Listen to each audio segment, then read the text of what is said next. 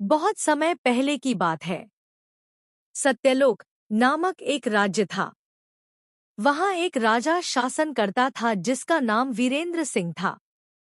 वीरेंद्र सिंह अपनी वीरता और बुद्धिमानी के लिए प्रसिद्ध था। उसकी प्रजा खुशहाल थी, राज्य में समृद्धि थी, लेकिन एक समस्या उसे हमेशा बेचैन करती थी।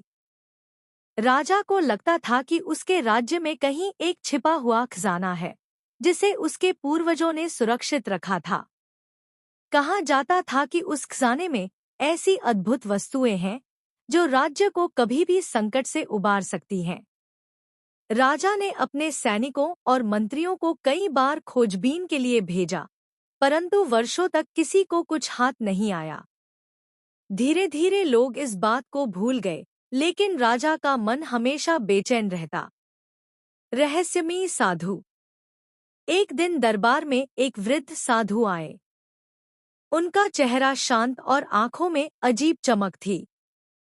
उन्होंने राजा से कहा, महाराज, जिस खजाने को आप ढूंढ रहे हैं वह बाहर कहीं नहीं, बल्कि आपके भीतर छिपा है।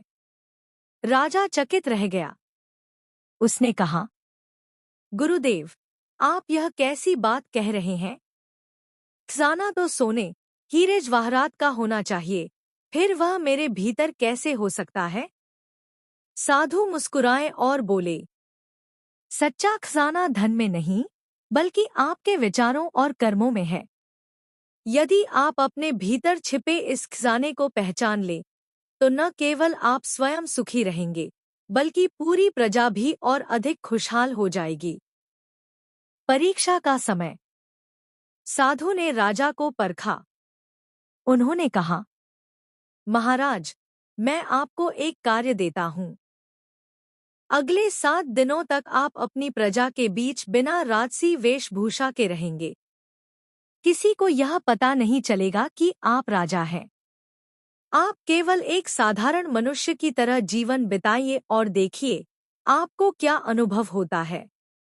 राजा सहमत हो गया। उसने अपना राजसी वेश उतारा और साधारण वेश में नगर में रहने लगा।